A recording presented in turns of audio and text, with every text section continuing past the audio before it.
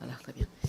Oui, je vous en prie, Monsieur le Président. Madame la rapporteure, votre proposition de loi vise donc à simplifier la sortie de l'indivision successorale. Et comme vous le mettez en avant, des biens sont laissés à l'abandon à cause d'indivisions conflictuelles ou de successions vacantes. Nous partageons cette analyse qui concerne particulièrement les territoires ultramarins. Dès le premier paragraphe de votre exposé des motifs, vous évoquez le contexte de la crise du logement, ainsi que la question des logements vacants que vous recensez au nombre de 91 300 en France hexagonale et dans les Outre-mer.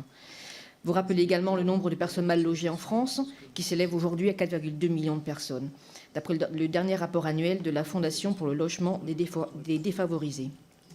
Pourtant, malgré ces rappels de faits et de chiffres, rien dans votre proposition de loi ne permet de résoudre cette vraie problématique majeure que vous énoncez, qu'est la réquisition des logements vacants.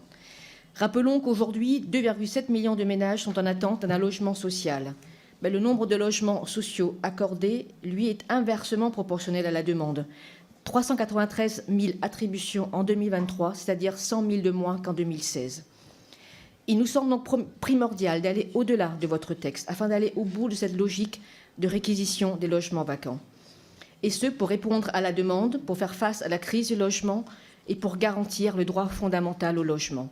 Ce que nous voulons, nous, à la France Insoumise, c'est que les biens en déshérence deviennent un patrimoine public après 10 ans, quel que soit le cas, que le droit à la réquisition soit renforcé en étendant ce droit aux maires et que le parc hôtelier touristique fasse partie de la liste des locaux réquisitionnables et que le seuil des locaux appartenant à une personne morale passe de 12 à 6 mois et qu'il ne soit pas possible d'échapper à cette réquisition.